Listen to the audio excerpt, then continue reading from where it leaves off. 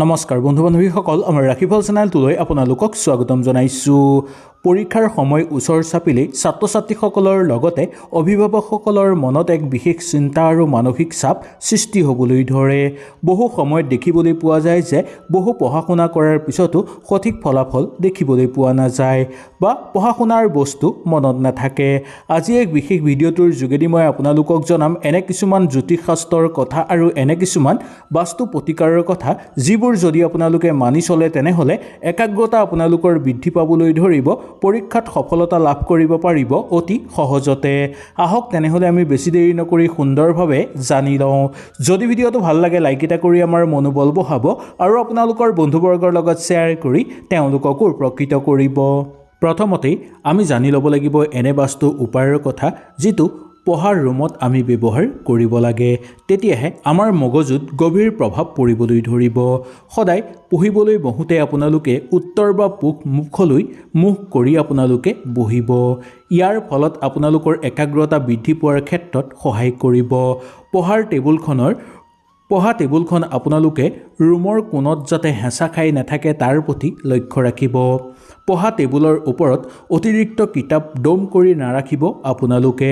ইয়াৰ ফলত আপোনালোকৰ মানসিক চাপ বৃদ্ধি পাবলৈ ধৰিব পাৰে। পঢ়াৰ কোঠাত পাতল সেউজীয়া বা ক্ৰীম ৰং আপোনালোকে ব্যৱহাৰ কৰিব পাৰে। এনে কাম কৰিলে আপোনালোকৰ মন শান্ত হৈ থাকিব আৰু পঢ়া শুনাৰ ক্ষেত্ৰত মন বহিবলৈ ধৰিব। এতিয়া আমি জানি লওঁ আহক জ্যোতিষশাস্ত্ৰৰ অনুসৰি কি প্ৰতিকাৰ কৰিব লাগে আৰু কি মন্ত্ৰ উচ্চাৰণ কৰিব লাগে। আমি এতিয়া জানো আহক কিছুমান বিশেষ প্ৰতিকাৰৰ কথা। সৰস্বতী বন্দনা যদি আপোনালোকে কৰিব পাৰে তেনেহ'লে সদায় আপোনালোকৰ উত্তম হ'ব। সদায় পঢ়া আৰম্ভ কৰাৰ আগতেই মা সৰস্বতীক আপোনালোকে স্মৰণ কৰিব। ওম ক্ৰীং মহা সৰস্বতীয়ে নমঃ এই মন্ত্ৰটো আপোনালোকে কমেও 3 বাৰ উচ্চাৰণ কৰিব।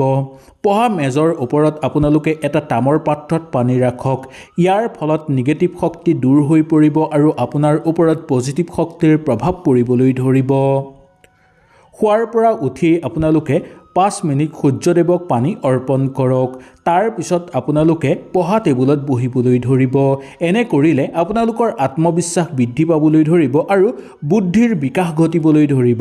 আপোনালোকৰ সকলো কথা অতি সোনকালে মনত ৰ'ব। সকলো ফালৰ পৰা আপোনালোকৰ উন্নতি হ'ব। এটা কথা আপোনালোকে সদায় মনত ৰাখিব, জ্যোতিষশাস্ত্ৰৰ উপায়বোৰে আপোনালোকক কিছুমান ক্ষেত্ৰত সহায় কৰিব, কিন্তু কঠোৰ পৰিশ্ৰমৰ কোনো বিকল্প নাই।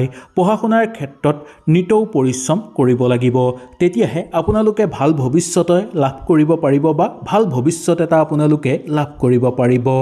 পঢ়াৰ মাজে মাজে অকণমান সময় আপোনালোকে যদি জিৰণি ল'ব পাৰে তেনেহ'লেও আপোনালোকৰ কাৰণে উত্তম হ'ব আৰু পৰ্যাপ্ত পৰিমাণে আপোনালোকে পানী খাব। এনে সময়ত যদি আপোনালোকে অকণমান জিৰণি লৈ পৰ্যাপ্ত পৰিমাণে পানী খায় তেনেহ'লে আপোনালোকৰ মানসিক চাপ কমি থাকিব, সকলো ফালৰ পৰা বুদ্ধিৰ বিকাশ ঘটিবলৈ ধৰিব আৰু অকণমান পঢ়িলেই আপোনালোকৰ মনত ৰখিব। কিন্তু এটা কথা মই আকৌ এবাৰ আপোনালোকক কৈ দিছোঁ, পৰিশ্ৰমৰ কোনো বিকল্প নাই। পৰিশ্ৰম সদায় কৰিবই লাগিব।